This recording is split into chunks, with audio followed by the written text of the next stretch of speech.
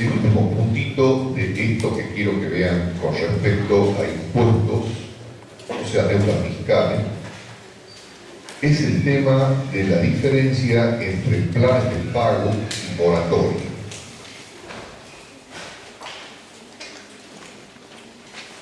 Porque el tema de deudas fiscales, dice conceptos de deudas fiscales, o sea, la deuda fiscal, componentes, o sea, el impuesto al valor agregado, determinación mensual de la posición, ¿sí?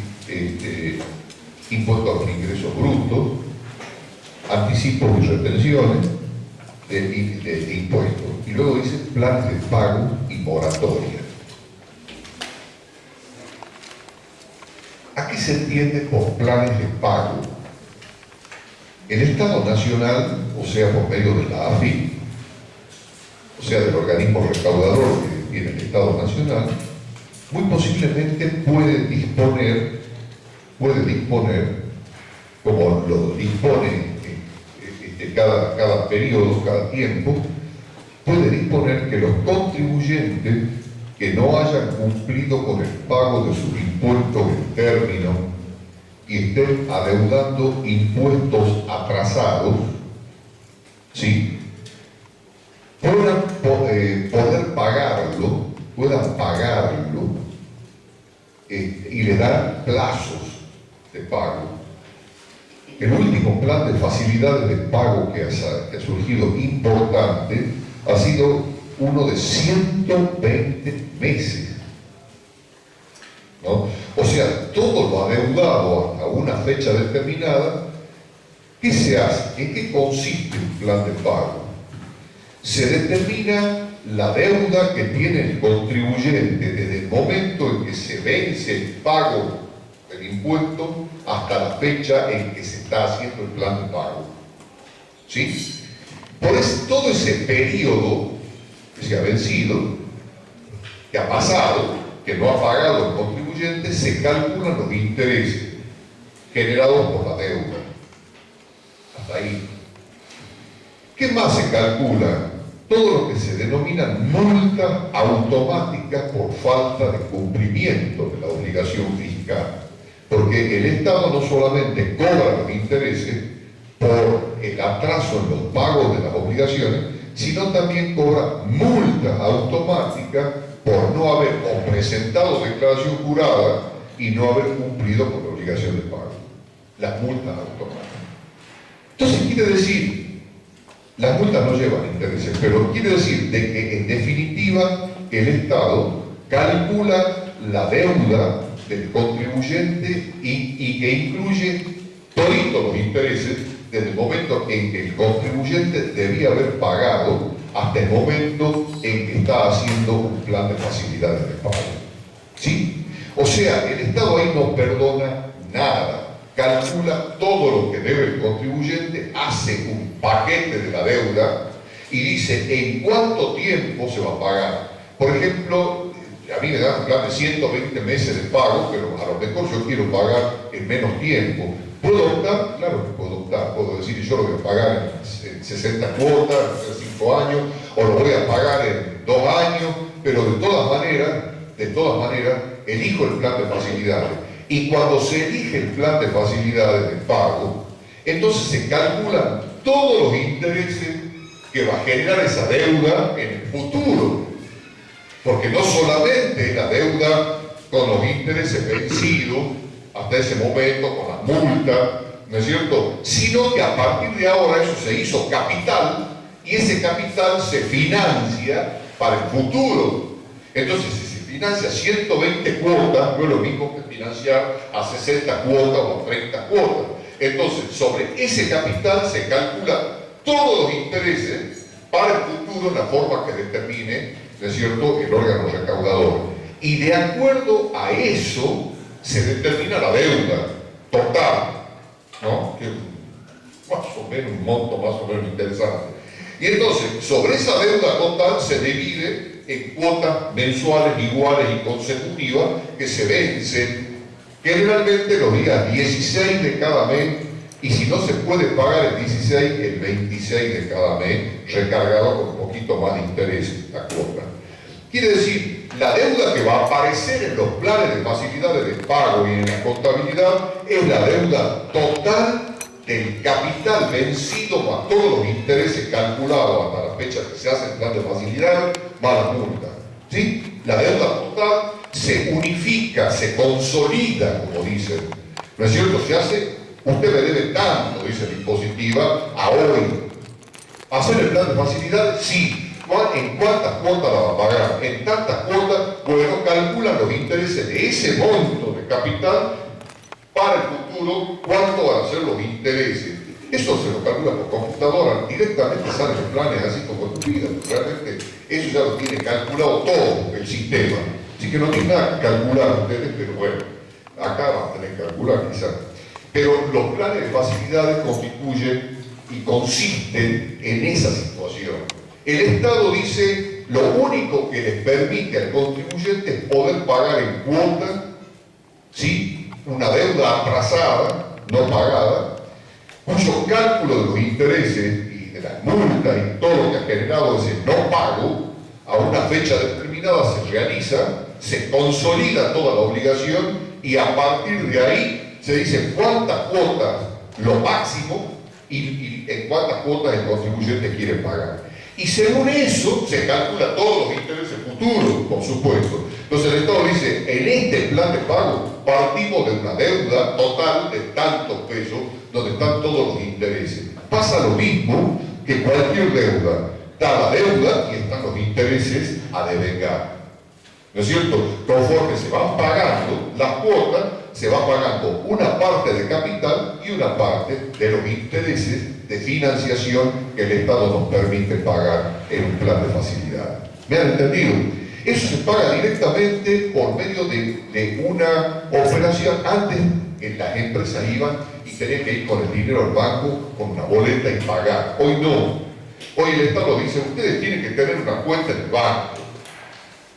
Me dan el número de cuenta, me dan la clave para ingresar a su cuenta y nosotros directamente vamos el día 16 de cada mes, si la cuenta tiene saldo, directamente pagaremos el saldo del importe de la cuota, de su cuenta. Es como un débito automático que hacen en la cuenta bancaria, la AFIP. Entonces, de esa forma el Estado se cobra. ¿Me entienden? Entonces, eso es un plan de facilidades de pago. ¿Cuál es la diferencia con una moratoria? Una moratoria es cuando el Estado le quiere dar al contribuyente otro tipo de facilidades considerando la situación general del país y del contribuyente. Cuando el país no se encuentra muy bien, que digamos, y vemos que la estructura económica no está muy bien, que digamos, ¿qué pasa? ¿Qué hace el Estado? Entonces dice, a nosotros lo que nos interesa es que el contribuyente pague. Eso nos interesa, que el contribuyente pague. Pero, estando las cosas como están, vamos a facilitar más la situación del contribuyente y entonces le dice el Estado, no vamos a cobrar intereses punitorios porque algunas veces las deudas atrasadas no solamente son los intereses normales o resarcitorios que se llaman, sino también los intereses punitorios. Dos tipos de intereses le cobran a la deuda.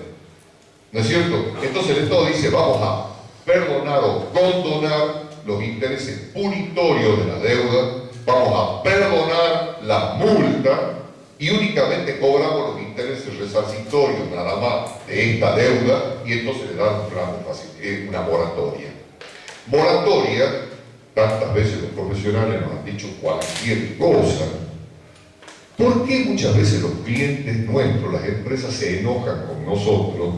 Algunas veces, porque no lo comprenden quizá, porque se enojan con nosotros porque este tipo de cuestiones surge del siguiente problema. Si ustedes son, supongamos que ustedes sean empresas, que sean clientes nuestros, ¿y nosotros qué le vamos a decir a un cliente? Nosotros tenemos que decir al cliente, así como tiene que pagar a su proveedor, como tiene que pagar los sueldos y jornales, tiene que pagar las cargas sociales, tiene que pagar los impuestos. Así, ¿qué va a hacer un contador con su cliente, sino a decirle que cumpla sus obligaciones como corresponde, ¿no es cierto? Y una obligación que tiene el contribuyente es pagar los impuestos, si no, no funcionaría el Estado. Más allá de que sean delincuentes, que se roben la plata, eso es otra cosa, ustedes saben.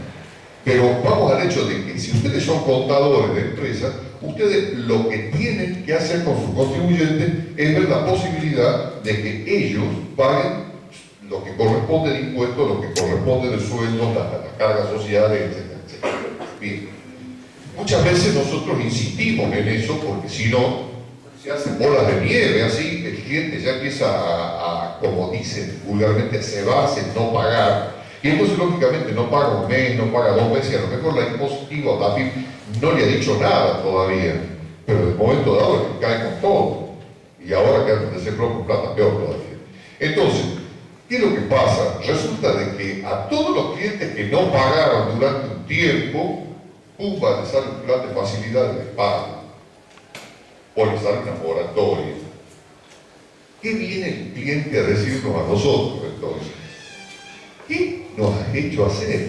Hemos sacrificado, hemos ido hasta el banco a pedir crédito para pagar todos los meses los impuestos, y esto que no han pagado durante casi un año o más todavía, lo premian con una moratoria.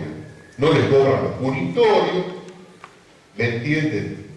Siempre está mal visto el tema de las moratorias. Entonces el Estado ahora, en vez de moratoria, hace planes de facilidad de pago, pero es lo mismo. No es lo mismo, porque no es lo mismo que te condonen intereses y todo, pero la situación en el fondo es la misma porque el que no pagó es el que se lo premia y al que paga es al que se lo castiga.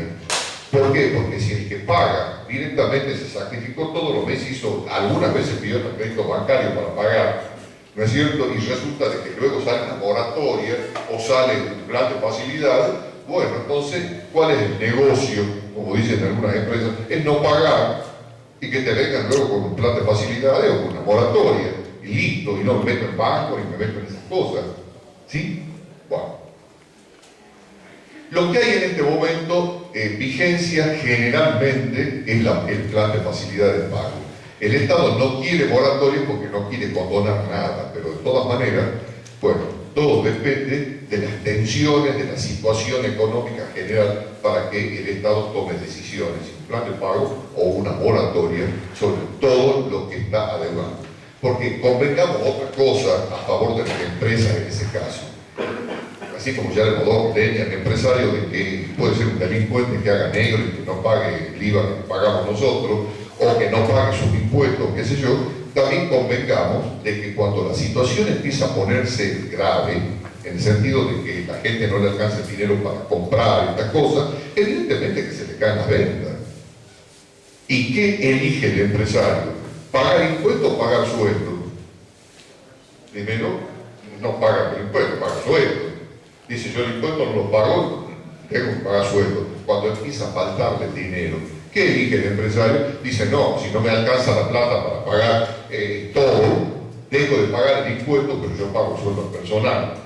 Cuando la cosa empieza a apretar de otra manera y ya empieza a no faltar plata, ni siquiera para poder pagar sueldos mensuales del personal, empieza a despedirse el personal.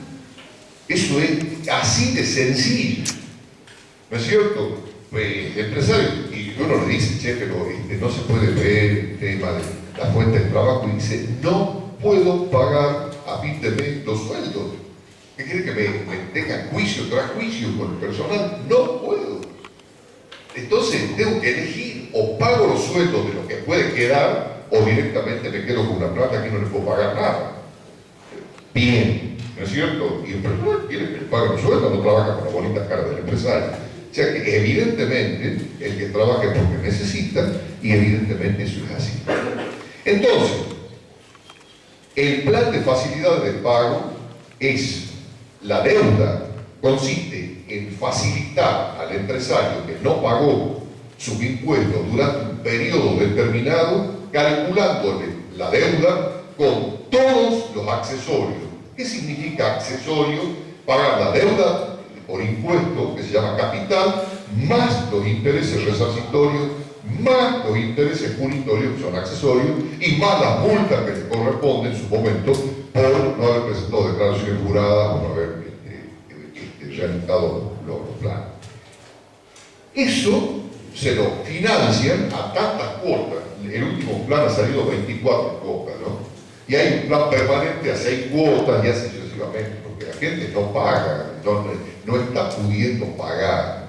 Entonces están dando manija a los planes de facilidad, pero es una trampa, porque el plan de facilidades hoy es una solución a 6 meses o a 12 meses, pero después se empiezan a acumular los planes de facilidades y eso es peor que antes. ¿No es cierto? Bueno, esas plan de facilidad de pago. ¿Se condona algo? No. Se cobra todito lo que tenía que haber pagado como accesorio, y se tira a la cantidad de meses, calculando todos los intereses que debe pagar hasta ese momento, y se paga con débito automático en la cuenta bancaria que el cliente le tiene que informar a la AFIP para que haga el débito automático de esa cuenta. El débito automático es extraer dinero directamente de la cuenta de la AFIP. Ustedes van a recibir o ven en la computadora el estado de su cuenta y ven que el 16 de cada mes dice débito automático tantos pesos. Eso significa que la AFIP barrió de la cuenta tantos pesos. ¿Está claro? Bien. La moratoria consiste en determinar exactamente la misma deuda, pero excluyendo lo que se llama la multa y excluyendo generalmente los intereses punitorios. Algunas veces se llegó al extremo de condonar también intereses resarcitorios. O sea, disminuir los intereses normales que se cobran. ¿No es cierto? Para facilitar a todo el mundo la posibilidad de que todo el mundo ingrese. ¿Y por qué? El Estado lo que quiere es que paguen, porque quiere recaudar fondos. Eso es lo que quiere. Entonces les da esa facilidad, pues ya no da más.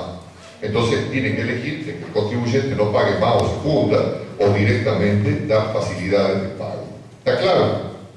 Es una especie de lo que nosotros alguna vez hemos hablado de la convocatoria de acreedores, cuando ya la empresa no da más y entonces llama oficialmente por medio de la justicia a sus acreedores para hacer un concurso de acreedores. ¿Sí? ¿Qué le pide a los acreedores el concurso de acreedores? Disminución de la deuda, disminución de los intereses, ampliación del plan del plazo de pago. Eso le pide. Pero eso no es solamente así, porque los acreedores pueden o no aceptar. ¿Qué es lo que el acreedor va a requerirle al empresario que la concursa? Demuéstreme que si nosotros le damos esto, usted puede seguir con la empresa a flote. Si no, se va a fundir lo mismo, que ¿para qué?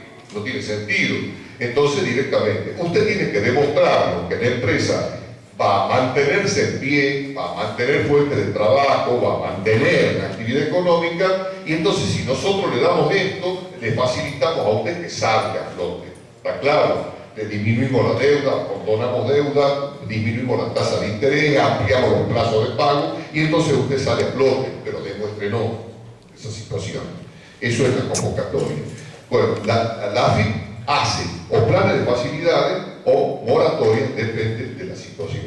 Esa es la diferencia entre una y otra. ¿Me han entendido? ¿Hay alguna duda? ¿Hay alguna duda?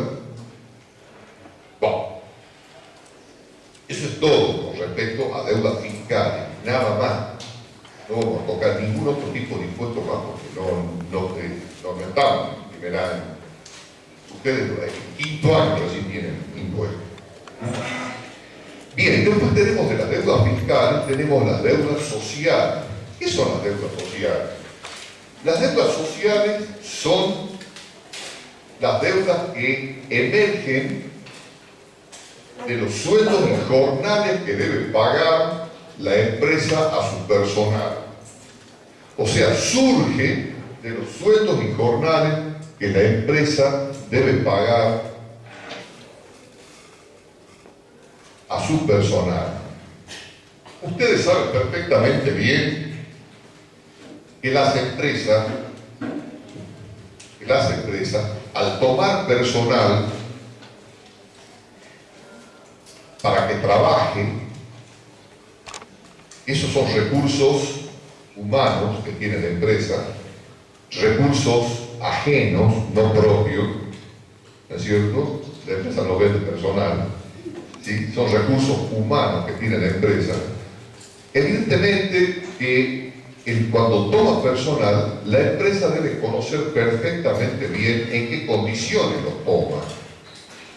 Porque depende de la actividad que una empresa realice, ese personal está amparado o está respaldado por lo que se denomina, ¿qué cosa? Un convenio colectivo de trabajo. En primer lugar, está respaldado por la ley de empleo, ¿no es cierto? Y en segundo lugar, está respaldado por el convenio colectivo de trabajo que le corresponde a cada tipo de actividad.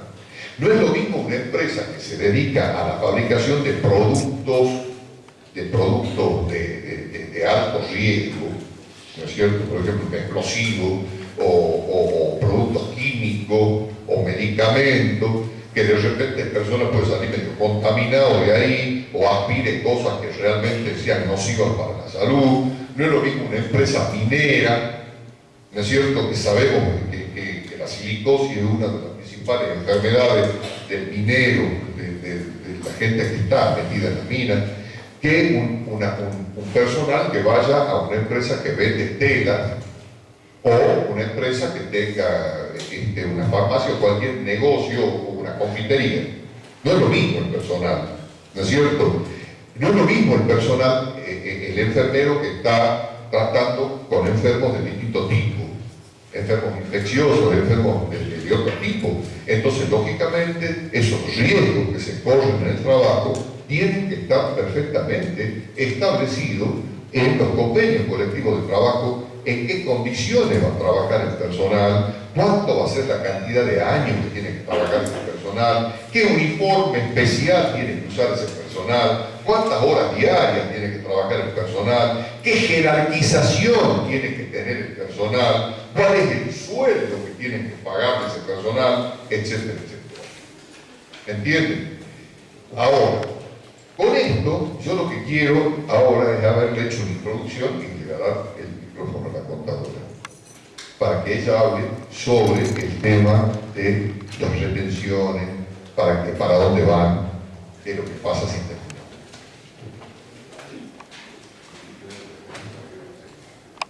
Bueno, entonces, como les decía el contador, un aspecto importante en esta relación que tiene la empresa con su personal en relación de dependencia es el convenio colectivo de trabajo, donde se establecen las condiciones en las que tiene que trabajar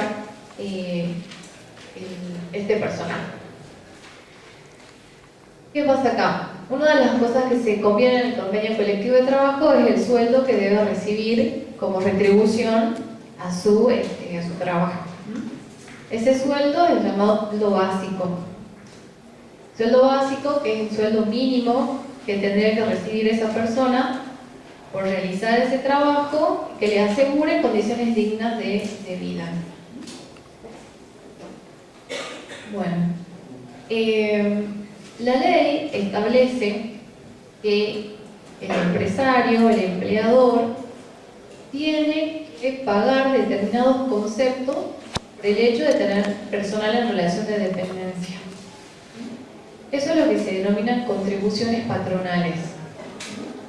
Pero además, el trabajador también tiene que realizar determinados aportes. ¿Sí? Entonces, pongamos acá, trabajador y empleador.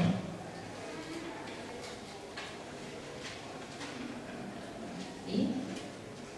Entonces, el trabajador, ambos, trabajador y empleador, por ley, tienen que realizar ciertos aportes. Pongamos acá, aportes. Y el empleador, contribuciones.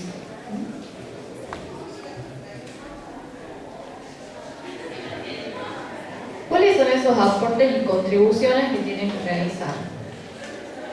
El trabajador, ¿sí? Yo les decía, recibe como contraprestación a su trabajo un sueldo, el sueldo básico. Pero ese sueldo no lo recibe por el monto total, ¿sí? Ese sueldo básico, además, puede tener plus, pongamos, plus a ese sueldo básico. ¿Qué se les ocurre que pueden tener esos plus al sueldo básico? Por ejemplo, sí, las horas extras, sí, tienen que ver con el sueldo básico, pero además, por ejemplo, presentismo. Es un premio que se le da al trabajador que no falta. Presentismo. ¿Qué más? Antigüedad. Esos son plus al sueldo básico. Son adicionales que se les paga además de este sueldo. Entonces, una vez que se suman el plus, por ejemplo, antigüedad, presentismo, y adicionales por desarraigo, por ejemplo, en el caso de empresas que mandan a sus trabajadores a otras provincias, también les pagan ese plus. Por zona desfavorable, por ejemplo, trabajan en el norte, por ejemplo, se me ocurre ahora, un docente del norte no cobra lo mismo que un docente que trabaja, por ejemplo, acá, en la capital. Hay un plus por zona desfavorable. Bueno, entonces sumamos todo eso. Sí. También importante, los adicionales por título. Entonces, por ejemplo, si un trabajador profesional obtiene otro título, se lo recompensa y tiene un plus a ese sueldo. Sumamos todo esto y obtenemos lo que se llama el sueldo bruto. Sueldo bruto. ¿Bruto por qué? Porque a ese sueldo bruto, ¿sí?, se le van a restar los aportes. Es decir, el trabajador no va a recibir en mano este sueldo bruto. ¿Por qué? Porque por ley tiene que realizar aportes. Entonces, el empleador, ¿sí?, determina cuál es el sueldo bruto que le corresponde y le retiene, ¿sí?, el importe de estos aportes. ¿Cuáles son? Para la jubilación. Bien. Que es para la jubilación. Para la jubilación, acá voy a poner SIPA, que es para lo que ahora se llama Sistema Integrado Previsional Argentino, ¿sí?, que es para la jubilación. Además, tienen que aportar a lo que se llama Instituto Nacional de Servicios Sociales para Jubilados y Pensionados, que es el PAMI, ¿sí?, la obra social de los jubilados actuales. También, entonces, hace un aporte para el PAMI. ¿Qué más tienen que hacer? ¿Aportes para qué? Para la obra social. ¿Sí? Para la obra social también otro porcentaje de este sueldo bruto tienen que aportar para obra social. De ese porcentaje de obra social hay una parte que va directamente a la obra social, pero hay un porcentaje que va para lo que se llama ANSAL, que es la Administración Nacional de Seguro de Salud, que es para cubrir a todas aquellas personas que no tienen obra social. ¿Sí? Entonces eso es obra social. ¿Qué más tienen que aportar? Para el sindicato